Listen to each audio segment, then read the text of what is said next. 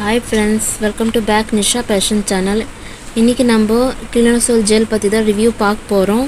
இந்த க்ரீம் எப்படி யூஸ் பண்ணனும், எதுக்காக யூஸ் பண்றீங்க, அது எல்லாமே இந்த வீடியோல நான் உங்கள்ட்ட ஷேர் பண்ண போறேன்.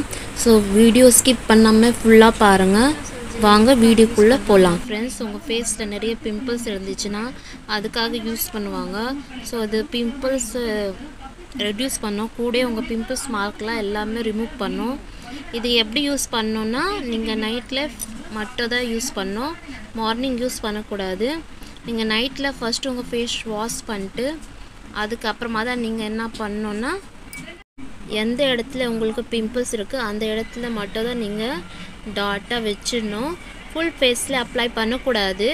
ফুল ஃபேஸ்ல அப்ளை பண்ணீங்கன்னா அது ஃபேஸ்க்கு நல்லது இல்ல. சோ எந்த இடத்துல உங்களுக்கு எஃபெக்ட்டா இருக்கோ அந்த இடத்துல மட்டும் தான் நீங்க யூஸ் பண்ணனும்.